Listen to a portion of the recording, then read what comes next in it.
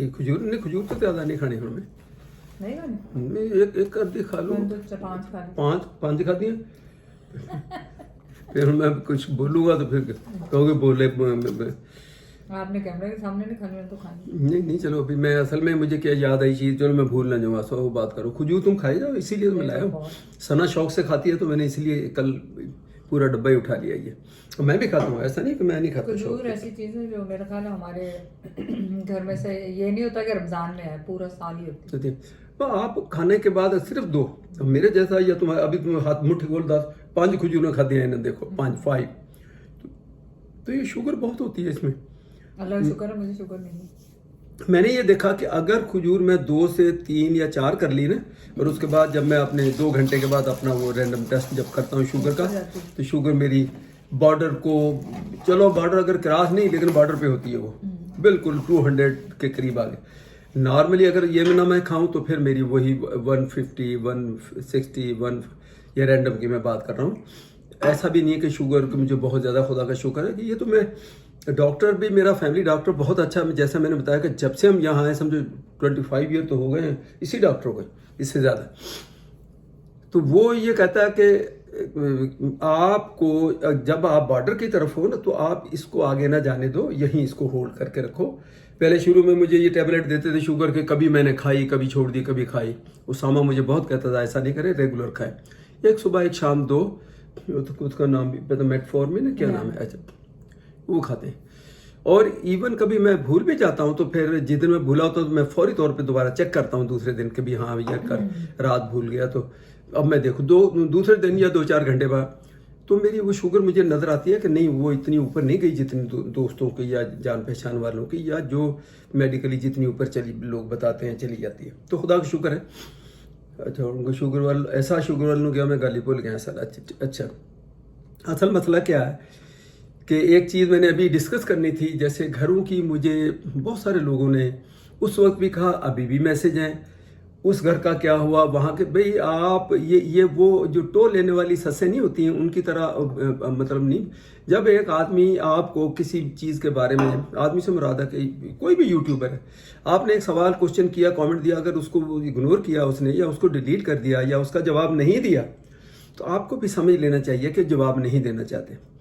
अब लेकिन मैं समझती हूँ कि जाहिर है अगर हम अपनी पूरी लाइफ खोल के रखते हैं सामने, आप लोग तो पूछना चाहते हैं कि क्या नहीं, लेकिन उसमें भी एतराज है लोगों को, हर चीज बताते हो कहते हैं। तो अब बताएंगे जब टाइम आ जाएगा तो वो भी बताएंगे कि उसका क्या हुआ, लेकिन फिलहाल तो कुछ भी नहीं हुआ। मैक्सिमम हम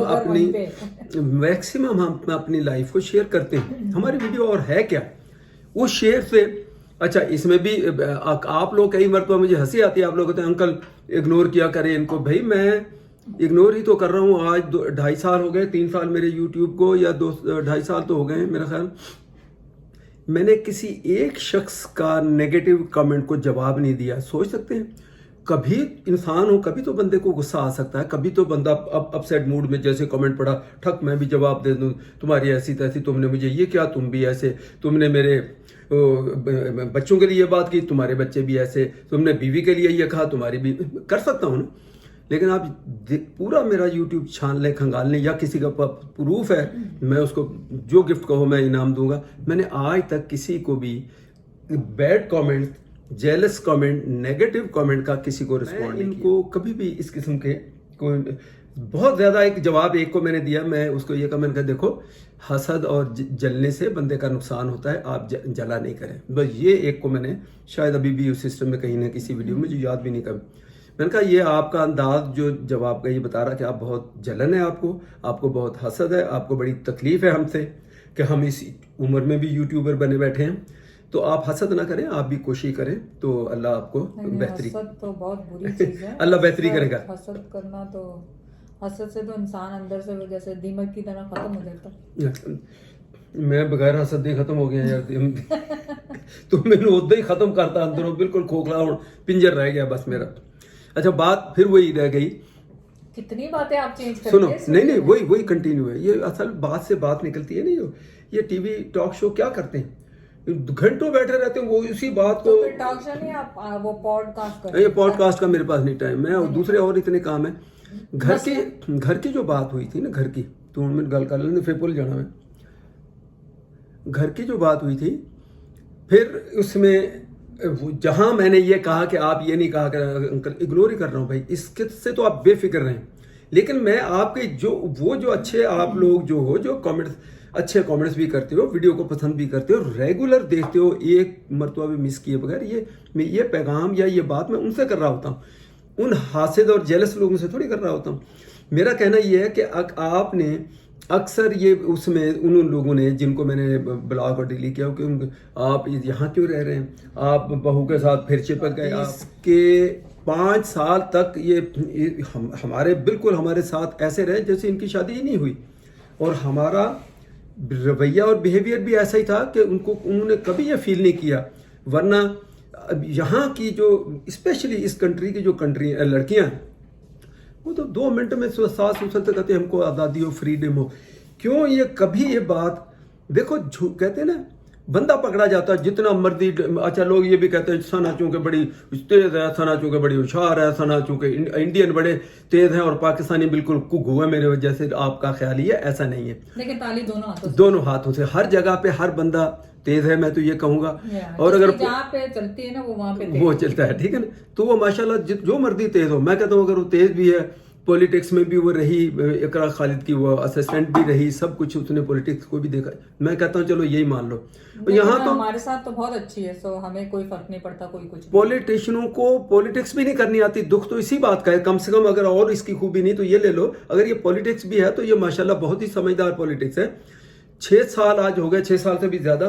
हमें फिर ये मुझे रिपीट करनी पड़ी, पहले वीडियो में भी है कि एक मर्तबा भी कितना मर्जी चलाक बंदा हो, कभी ना कभी तो वो पकड़ा जाता है ना, किसी बात से, किसी अंदाज से, किसी उसकी जबान से, उसके अंदाज से। आज ये इतने साल 6-7 साल जो भी हो गए, अगर हमें जरा सा भी कहीं महसूस हुआ होता ना, हम यकीन करें इनके दरवाजे की तरफ देखते भी ना। आप तो ये कहते हैं, मैं तो किसी के साथ भी नहीं रहती, सवाल ही नहीं पैदा होता। यह है कि वो कभी फील ही नहीं होने देती किस चीज का, कि जैसे हम उसके माँ बाप नहीं है, या हम इस घर के मेंबर नहीं है, या हम उसामा के माँ बाप नहीं है। तो वो बिल्कुल और ज्यादा, मतलब इतनी ज्यादा घुल मिल के वो फ्रेंकली बात करती है ना, जैसे लाइबा की तरह ही समझ लें उसको, बिल्कुल ऑलमोस्ट। और उससे ज्यादा वो करती है मेरे लिए। पूछेगी बाहर जाते हुए क्या चाहिए, मुझे साथ लेके जाएगी शॉपिंग के लिए, क्योंकि उसे पता है कि मुझे भी शॉपिंग का शौक है, उसको भी शौक है घर की चीजों का, मुझे भी। तो हम दोनों जब जाते हैं ना तो उसामा सर पकड़ लेते हैं, भी गए और सना भी गई। अब मेरी खैर खाली उसामा नहीं सर पकड़ता, इधर मैं भी पकड़ लेता हूँ सर पर ज़्यादा केयर नहीं करते, तो चलो ले लिए जो ले लो। या जैसे हम बाहर गए हो कुछ हो तो वो हमेशा पूछेगी क्या खाना है, क्या ऑर्डर कर दूं आपके लिए, या आपने कुछ बनाया। या मैं भी जैसे भी कुछ भी हो तो जैद भी हमेशा उसके नाम, उसको जैद ज्यादातर अगर ग्रोसरी के लिए जाए तो उसकी पसंद की चीजें लाती है। और वो भी हमेशा जो उसको पता हो ना कि अंकल ही ज्यादा खाने के ये खाने वाली वो चीज तो लाजमी लानी लेके आएगी। और दूसरा कभी वीडियो क्या थी, कहाँ से नहीं ठीक है, यही तो वो बातें जो शेयर करनी है, इससे भी लोगों को मोटिवेशन भी मिलती है, लोगों को समझना भी चाहिए। और उन लड़कियों को भी या उन लोगों को भी जो इस किस्म के मैसेज करते हैं, सास ससुर के साथ रहना, ये मैं बता दूं, ये आसान काम नहीं है। या यूं कह लो, सास ससुर का बहू के साथ रहना कोई आसान काम नहीं है। ये बहुत ही मुश्किल काम है दुनिया का, जिसमें से अगर कोई सुरखरू है, अगर इसमें वो कामयाब है, तो मैं फिर ये कहूँगा, अब अपनी तारीफ हो जाएगी, मुझे चलो छोड़े, मैं ये कहूँगा कि वो बहुत ही अच्छी सास है आसवा, जिसकी वजह से ना तो सना को इससे शिकायत है ना इसको। मैं कहता हूँ 6-7 साल में कभी तो हो सकती है ना, जितनी मर्जी वीडियो बनाए, कहीं तो कोई क्लिप आ सकता है ना कि भाई ये कोई यहाँ थोड़ी सी इन्होंने वो की है, चीटिंग की है, या ऐसी बात हुई, कभी कहीं पकड़ में आया था बंदा। खुदा का शुक्र है, खुशी से हर काम करती है। तो मैं कह दूं, जैद कह दें, हर चीज मतलब वो खुशी से करती है माशाल्लाह। जैसे उसको नजरे बद से बचाया, उन्हें जिंदगी, सेहत वाली जिंदगी दे मेरे बच्चों को, सबको। देखो काम बाकी रहा सवाल, जॉब में बच्चों ने करनी है। अभी हम दोनों बैठे हुए नहीं है घर पे। वो नहीं, आज वो जॉब पे नहीं गए, आज वो आउटिंग पे गए हैं, सामा, सना और जायरा को लेके गए हैं। ये नहीं है कि जायरा हमारे पास ही होती है, जायरा उनके साथ भी जाती है, लेकिन मसला ये है कि वो वीडियो में हमने बना ली तो अब लोग क्या कहते हैं, अभी बिल्कुल बेबी सिटिंग हम करेंगे, हमारी बेटी तो हमारा खून है, हमने करनी है बेबी सिटिंग। वहां से आए और वो इतना प्यार करती है, वो अगर आप देखें उसका प्यार देखें तो बंदा भूल जाता है, सारी चीजें भूल जाता है। और जैद की रिकवरी का भी सबसे बड़ा वही है, यकीन करें कि वो प्यार करती है। वो जैद से आके ऐसे घुटने को लगेगी वैसे ही जैसे उसामा को घुटने को आके लगती चिपटती ना, वैसे ही जैद के घुटने का आके चिपके। कैसे सर रख लेगी यहाँ पे टांग पे मेरे, अभी यूं करके कल की बात है, 2-3 दिन की बात है, जब हम बारबेक्यू वो कर लोगों रहे ने थे। नोटिस नहीं किया आसफा वो वाला वो हाँ, क्लिप। अच्छा अच्छा, हैरत मेरा है। मेरा अपना ख्याल है, मेरी वीडियो में लगी, लोगों ने कोई ना कोई कमेंट देता है आपने ना, वो देखा शायद नहीं, ध्यान इतना नहीं दिया। बड़ा उसमें वो हमारे बारबेक्यू जो फेल, वो आपको क्लिक बेट करना चाहिए था, फिर लोग देखते पता नहीं वो मैं तो फिर तो खैर वो उसमें वो स्क्विरल थी हमारे बारबेक्यू में, घोंसला बनाया हुआ था उसने, नेस्ट। तो अब जायरा ने देख लिया, वो जैद के साथ चिपक के बैठी हुई और फिर है, पीछे तो से आके मुझे कमर पे ऐसे कि मुझे चुम्मी मुझे करके, उठा के रख लें, उसको इतना वो था कि ये मुझे बचा के रखेंगे, बाकियों की तो खैर है, कोई बचाए ना बचाए। हालांकि उसका बाप भी वहीं पे था, उसामा भी, पर नहीं, वो जैद के साथ चिपट के बैठी रही। और मुझे याद आया कि जब उसामा उजैर लाइबा स्विमिंग करते थे ना, कहीं हम लोग बाहर कैंपिंग पे जा रहे हैं कुछ, तो उस वक्त ये लोग होते थे कि पापा स्विमिंग झील में आ रहे हैं, झील में आएंगे तो फिर ठीक है, क्योंकि फिर तो बचा लेंगे, क्योंकि मुझे तो स्विमिंग आती है। तो वो उसी तरह मुझे लगा कि जैसे अपने बच्चे करते थे, वही आज जायरा भी कर वो सिक्योर फील करती है अपने आप को जब मैं पास होता हूँ या कोई मैं ऐसी बात हो जाए। तो खैर ये चीज़ें थी सारी, तो उसमें हमें इसमें भी फख्र है कि हम अगर अपनी, क्यों हम ये तो डे केयर उस वक्त भी भेजा, उस वक्त इनकी बड़ी ख्वाहिश थी, यहाँ के सिस्टम के हिसाब से हमने भी अंदाज़ा लगाया कि चलो ठीक है।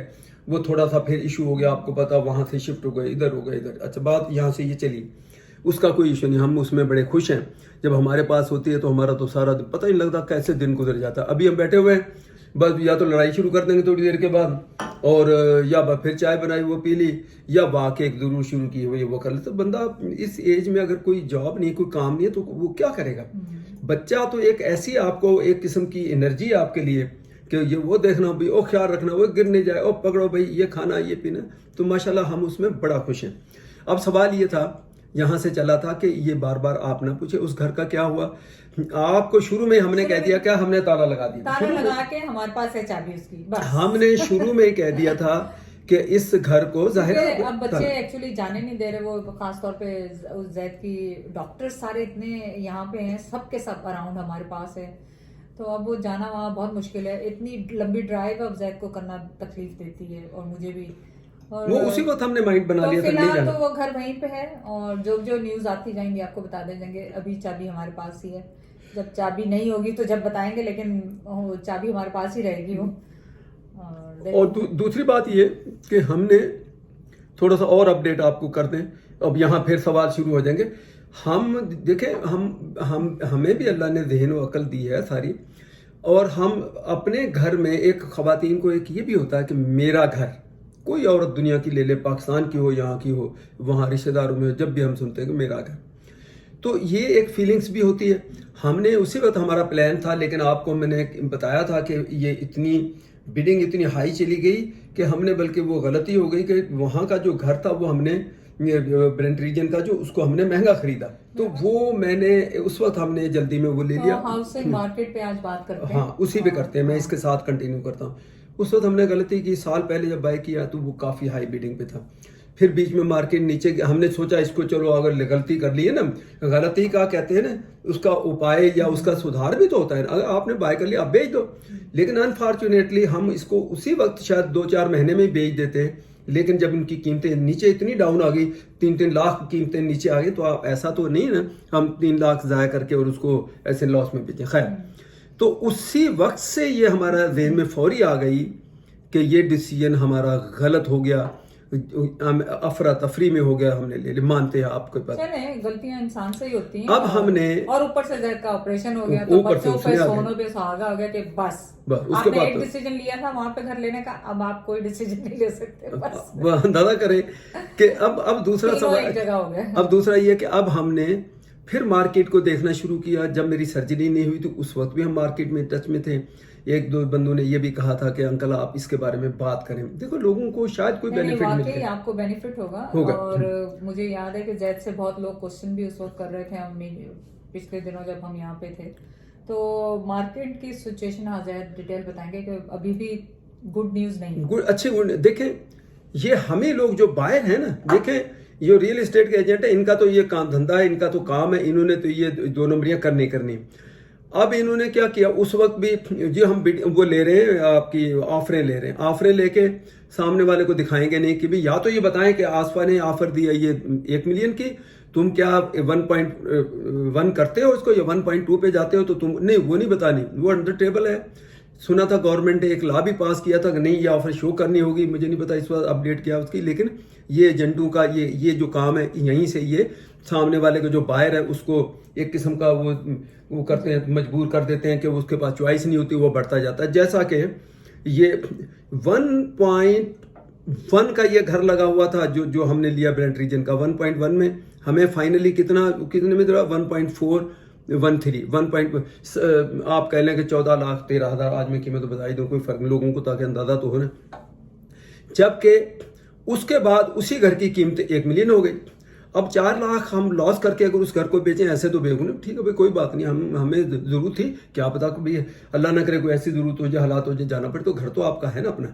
अब आ जाए, अब दोबारा हमने जब ढूंढना शुरू किया तो बीच में मार्केट डाउन हुई, उसके यानी मार्च जनवरी फरवरी की जो बात, ये पिछले साल की मैं बात कर रहा हूँ, अभी की नहीं बात कर रहा हूँ।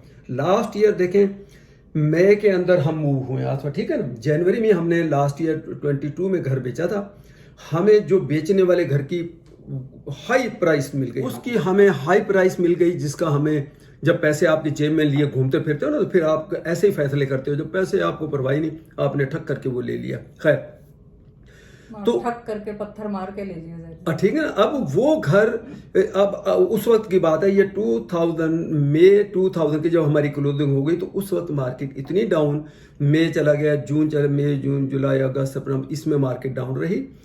अभी इस साल से जब ये सर्जरी के बाद भी हमने फिर घर बैठे बैठे, मैं कंप्यूटर लैपटॉप पे पता ये चला कि जनवरी के बाद फिर इन्होंने वही, अच्छा बीच में बिडिंग बंद हो गई थी, कोई बिडिंग से कि मुराद है जो इंडिया पाकिस्तान से लोग हैं उनको बिडिंग में बताऊं कि ये किस सेंस में बिडिंग का लफ्ज़ है, कि आपने लगा दिया, अब एक बंदे ने ऑफर दे दी कि मैं इतने का बाय करना है, वो शो नहीं करेंगे, दूसरे को कहेंगे तुम भी लाओ अपनी ऑफर, तीसरे को कहेंगे तुम, ये इन्होंने रखा ड्रामा जो ये रियल एस्टेट वालों ने किया। तो बंदे को पता ही नहीं होता ये घर की असल कीमत कितने की और कितने का बिकना है, तो उसमें फिर वो महंगा भी ले लेता है।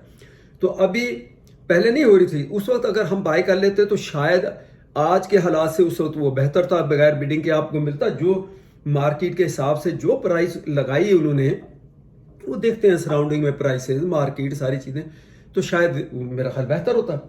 अब ये दलालत फिर शुरू हो गई कि भी वो ऑफरें आ रही है हमारे पास। सब रियल एस्टेट का गेम है, और वो आपको कहने लगे नहीं अभी नहीं खरीदें क्योंकि अभी मार्केट और लो जाएगी।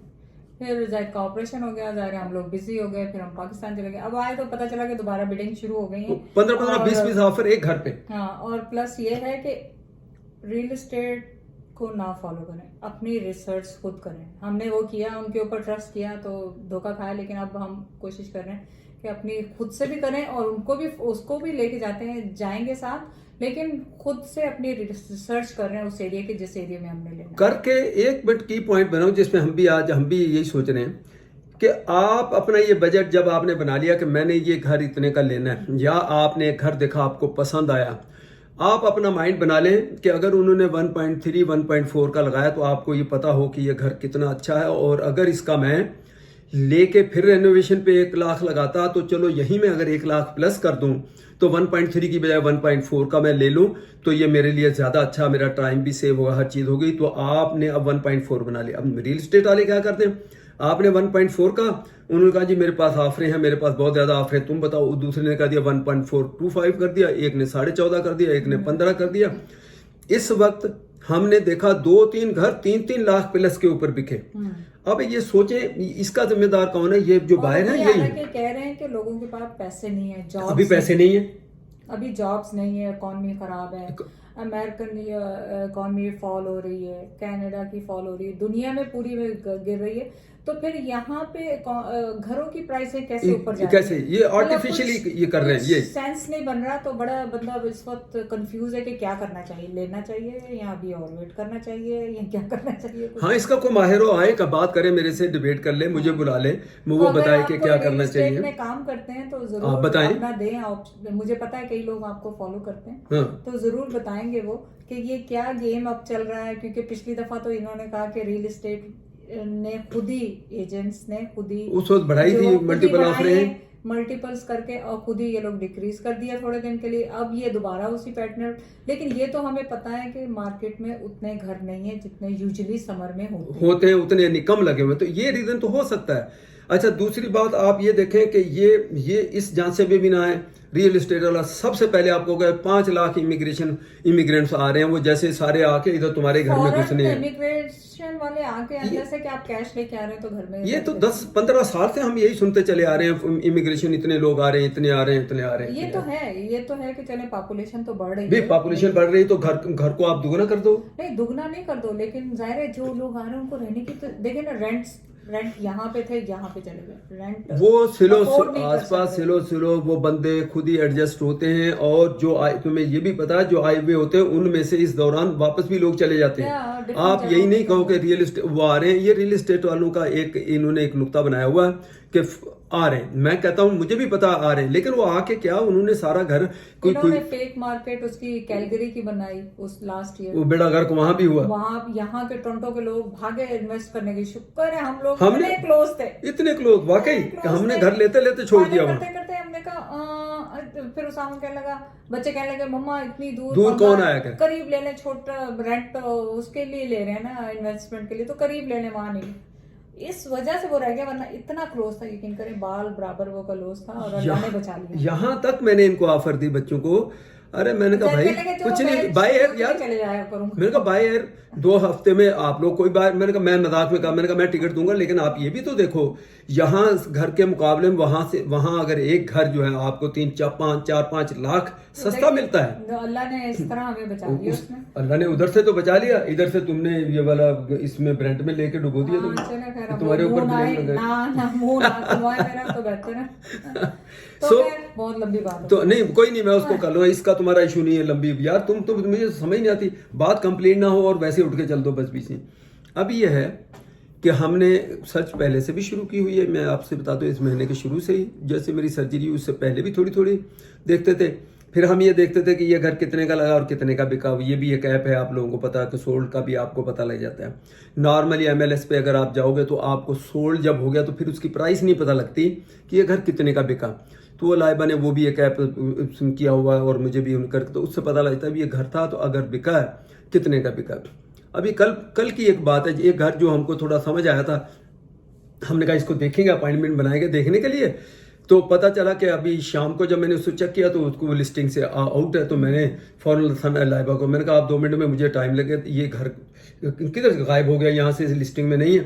पता चला सोल्ड हो गया वो घर लैपटॉप के ऊपर। तो मुझे बड़ा अच्छा लगा था, मैंने कहा जाएंगे और मिस। अब हमारा नॉर्मली ये भी मैं आपको बता दूं, इसमें भी कोई गलत बात नहीं कि टारगेट हम करीब रखेंगे जहां से आधा पौने घंटे की ड्राइव बच्चों से हो, बस इससे ज़्यादा ना हो।